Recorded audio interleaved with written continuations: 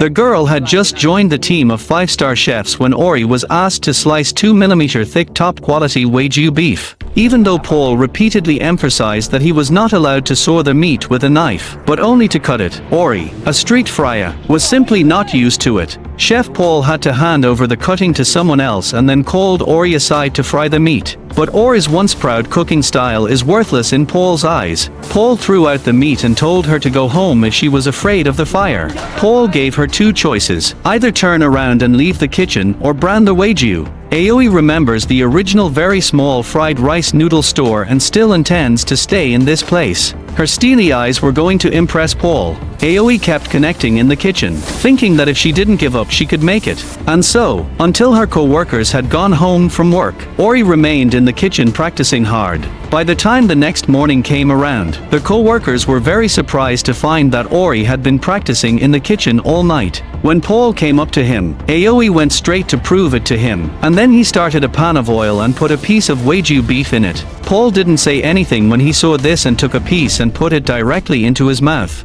Watching Paul's delay in speaking after eating the fatted beef, Aoi realized that he had succeeded. Although Aoi's arms were already full of burns, she had also finally accomplished her first task. By the time the evening arrived at the banquet for the top military officials, Paul had actually arranged for Ori to work in full view of everyone. Faced with so many eyes staring at her, at first Aoi still looked a little nervous, but the moment the Wagyu beef was thrown into the pot, Ori instantly found confidence. The flowing work earned applause from those in attendance. The subsequent Paul cut the pieces himself, spooned the sauce onto the plate, and paired it with the garnish. What seemed like ordinary ingredients were transformed into what the rich would consider top-notch food because of Paul's name. It was expected that Paul would be impressed with Ori after this incident. Unexpectedly, Paul arranged for her to clean the house. Ori was very unconvinced. So Paul asks her to chop vegetables and keeps an eye on her, constantly asking her to speed up.